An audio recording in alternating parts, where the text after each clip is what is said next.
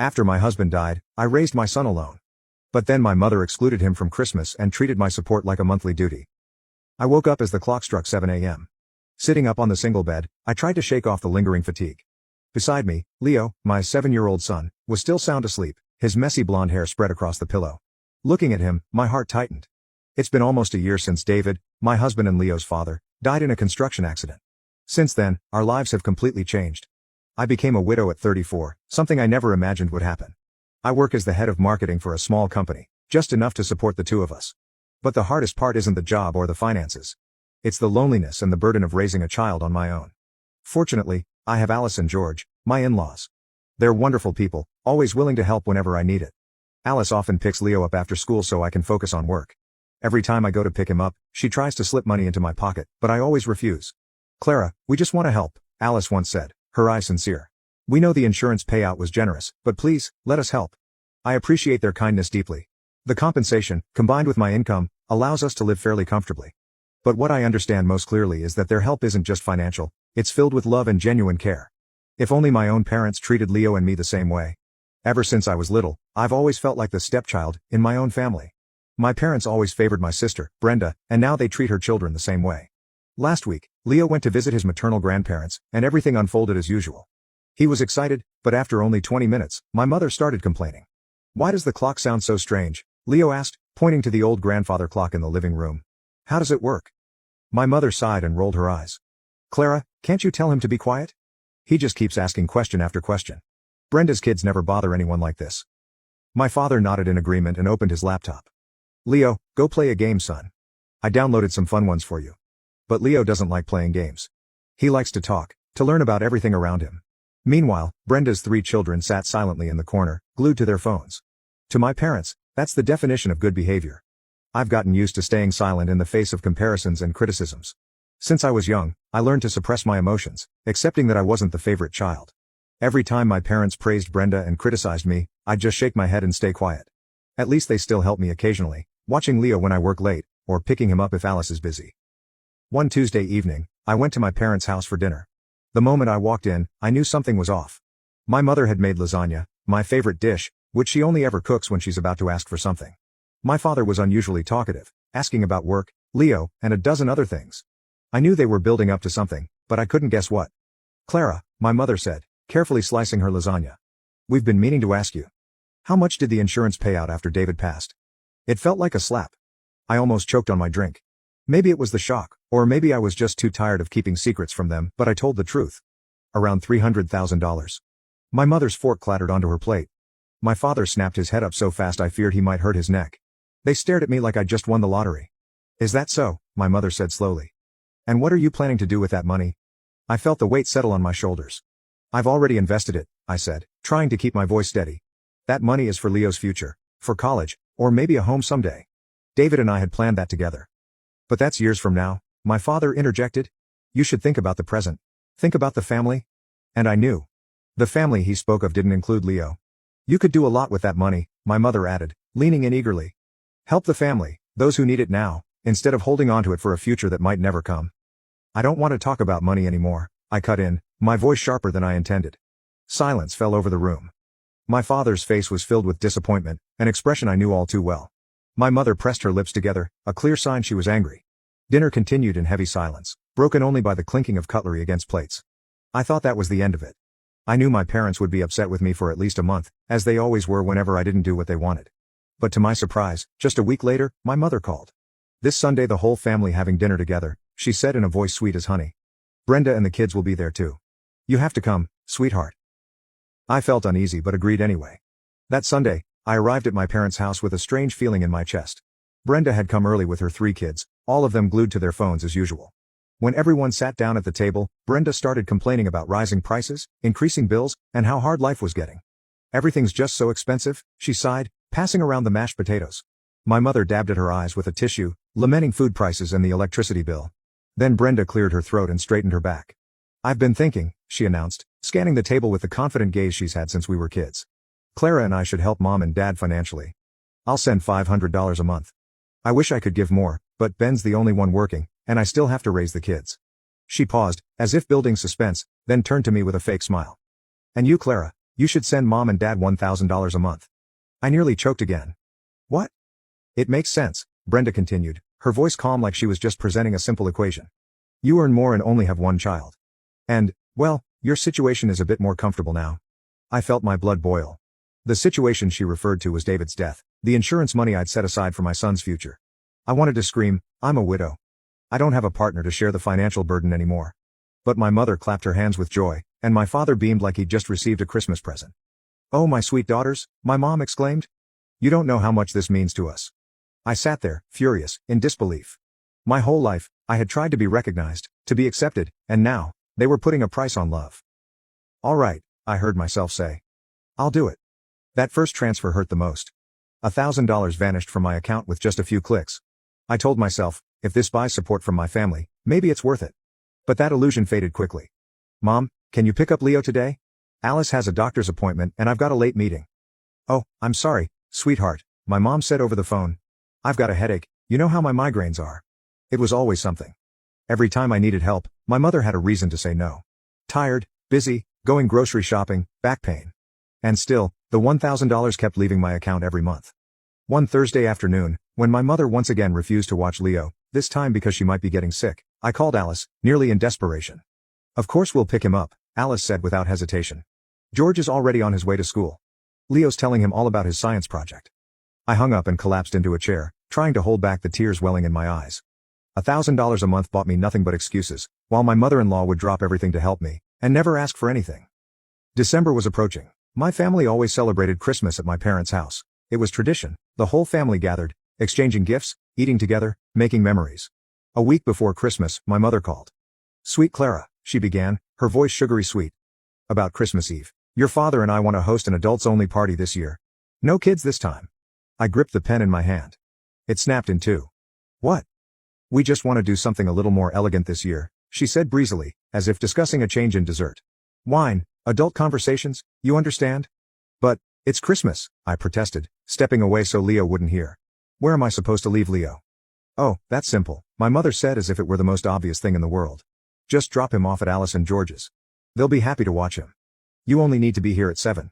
I hung up the phone and looked over at Leo, still focused on his math homework, tongue sticking out in concentration, just like David used to do. For the next week, I wrestled with myself. Would skipping Christmas with my family be too dramatic? But celebrating it without my son felt too painful. In the end, I chose a compromise. I'd leave Leo with Alice and George for a few hours, drop by my parents' house to give gifts and say hello, then head back to spend the real holiday with my in-laws and my son. On Christmas Eve, I drove alone to my parents' house, a carefully wrapped gift bag in my hands. The street was packed with cars. Outside, I could already hear laughter and Christmas music. I opened the door, and the world tilted. The house was full of relatives, but what stunned me were the kids running around the living room, wearing paper hats and shrieking with joy. I saw Emily, my cousin's daughter, grabbing cookies near the tree. The more I looked, the clearer it became. Kids were everywhere. Michael's children, Susan's grandchildren. And only one child had been left out. Leo. I stood frozen in the doorway, my heart pounding. Aunt Helen was the first to spot me. Clara, darling. She rushed over to hug me and looked around. Where's Leo? Don't tell me he's sick. Before I could answer, Michael chimed in. Yeah. Jake was excited to show Leo his new chemistry set. Questions began pouring in from all sides. I couldn't speak. Through the crowd, I saw my mother arranging cookies on a tray, as if everything was completely normal. As if she hadn't excluded Leo from Christmas. I'm sorry, I whispered, weaving through the guests. Mom, I need to talk to you. Privately. I pulled her into the hallway, away from the curious stares of our relatives. My heart was still pounding, and my fingers were clenched so tight my nails dug into my skin. Mom, I said, trying to keep my voice steady. You told me this was an adults-only party. You specifically told me not to bring Leo. So why is Brenda's kid here? And all the other kids? What kind of no-kids party is this? My mom adjusted her Christmas sweater and avoided eye contact. Well, this is a different situation. How so? Those kids know how to behave at a formal gathering, she said, gesturing vaguely toward the living room. They're more polite. I stared at her, stunned. More polite? Leo is one of the most well-behaved kids I know. His teachers always praise him. Alice and George, too. Oh please, not Alice and George again, my mother cut in, rolling her eyes. They spoil him. Let him ask a million questions non-stop. The other kids know their place. They understand boundaries. Right at that moment, a scream erupted from the dining room. Ethan, Brenda's youngest, had just thrown a handful of deviled eggs straight at his sister. The eggs flew across the table and splattered all over Emily's new dress. She screamed. I turned back to my mother, raising an eyebrow. Yes, I can really see how well behaved the kids are. My mother's face darkened. Kids are supposed to be a little wild. But Leo asks too many questions. It's like he's trying to lecture the adults. Don't make this into a big deal, Clara. It's just a small difference, that's all. I felt something inside me break. Something that had been hurt for far too long, and could no longer endure. I'm leaving, I said, turning away. I'm going home to Leo. My mother shrugged, her eyes fixed on her bright red nails. Suit yourself. But don't forget to leave the gift bag under the tree, we'll open them after dinner. I stopped, looked at her one last time, then walked back into the living room. I cleared my throat loudly. The chatter faded. All eyes turned to me. Some of you have asked why I came alone tonight, I began, my voice louder than I expected. Why Leo isn't here for the family's Christmas party. Brenda stepped toward me, maybe to stop me, but I held up a hand. Let me finish. I came alone because a week ago, my mother called and told me this was an adults-only party. She told me I couldn't bring Leo. Murmurs rippled through the room. Helen's jaw dropped. What? But there are kids everywhere? We weren't told anything about kids not being allowed, Uncle Paul added, staring at my mother in disbelief. My mother awkwardly stepped forward. Clara, now's not the time. No, Mom, I said, eyes locked on hers. Now is exactly the time. Because this isn't an adults-only party. It's a party that excludes one child, my child. The murmuring grew louder. I saw the stunned looks, the disappointed headshakes aimed at my parents.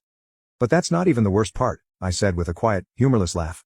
While my son was being left out of Christmas, I was expected to send my parents $1,000 a month. Brenda? She was supposed to send $500. Ben, Brenda's husband, looked up like he'd been shocked with electricity. Wait. $500? Brenda's face went pale. Ben turned to her confused. Where would you be sending $500 from? We barely manage rent every month. Brenda stammered, her face flushing red. I never actually sent anything. I looked at her, no longer feeling even a shred of pity. They asked Brenda to lie. Told her to say she was contributing, so I'd feel like I had to do my part too. They said if I believed she was paying, I'd agree. Silence. Utter silence. I watched as the truth sank into everyone's faces. The scattered pieces came together into a full picture, one where my parents had deceived me, used me like an ATM, while excluding my child. Aunt Susan spoke, her voice trembling with rage. You used your own daughter for money, then cast out your grandson from the family? That's unthinkable, disgraceful. The room erupted. Voices raised, demanding answers, calling out my parents. Ben turned on Brenda, furious, questioning her. My parents stood frozen, their perfect family facade collapsing before them. I raised my hand again, everyone fell silent. There's one more thing I want to say. All eyes turned to me again. My parents stood by the Christmas tree, pale as ghosts. Brenda was still trying to explain herself to Ben. From this moment on, I said, my voice calm, like passing a sentence, I won't be sending another dollar to either of you. And I will no longer maintain any relationship with you, or with Brenda. I'm done. I turned, placed the gift bag by the door, and walked out of the house I once called home. The door closed behind me with a final thud, the period to a chapter I should have ended long ago. I sat in the car for a long while, hands resting on the steering wheel, heart still trembling. The night air was freezing, but inside me was a strange warmth, a feeling I hadn't had in years. Relief. I unlocked my phone and opened the banking app. With just a few simple steps, I canceled the monthly transfer to my mother's account. One tap, one confirmation, as if I had just broken the invisible chain that had been dragging me for the past year. The road back to Alice and George's felt both long and incredibly short. As I pulled into their driveway, I saw Leo through the kitchen window, standing by the counter helping Alice decorate cookies. Warm yellow light glowed on his tousled blonde hair. He was smiling. A full, carefree smile. My eyes stung. That evening, we stayed with Alice and George. We baked cookies, sang a few silly carols, then rearranged the nativity scene that Leo had put in the wrong order. George explained each figure in the Christmas story, and Leo asked question after question. And no one, not a single person, told him he was being a bother. That's when I realized, this is what family is. Not blood. But the people who choose you. Who chooses your child? The next morning, while Leo was still fast asleep among a pile of Santa's presents, my phone rang.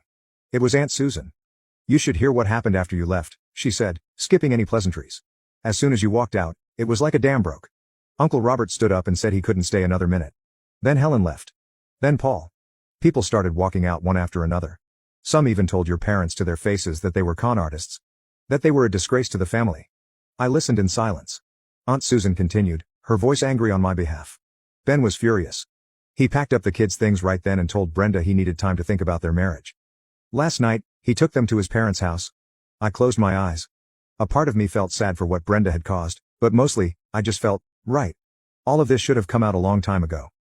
I want you to know, Aunt Susan added, her voice softening. We're on your side. What they did to you and Leo, it's unforgivable. I thanked her, then hung up.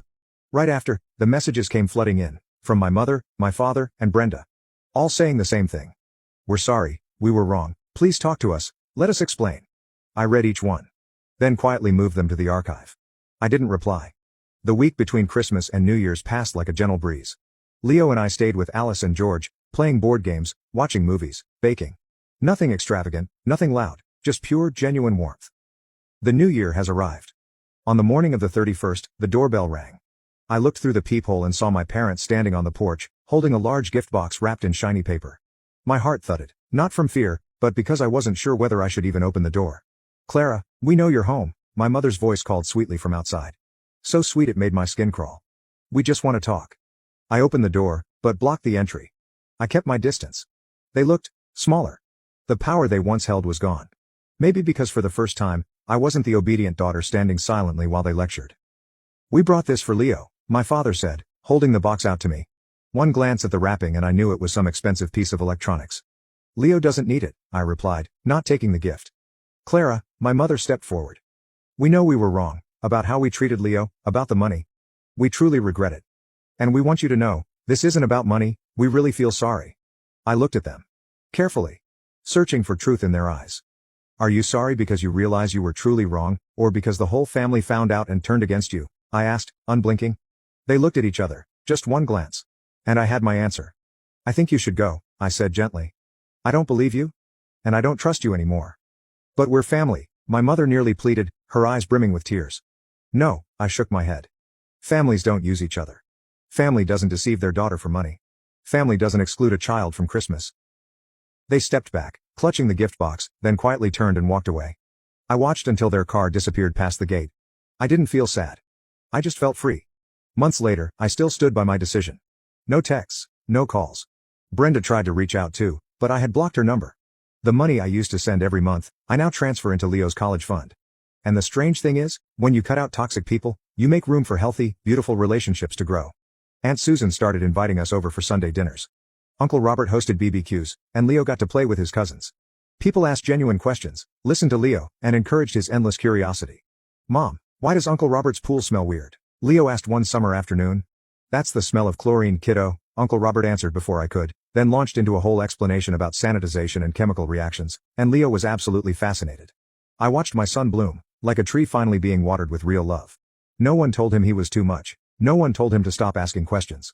Leo started calling Alice and George Grandma and Grandpa, something I had never asked him to do. They had become our safe harbor. And now I knew. Family isn't where you're born, it's where people choose to love you like you belong. And me, I finally made the right choice.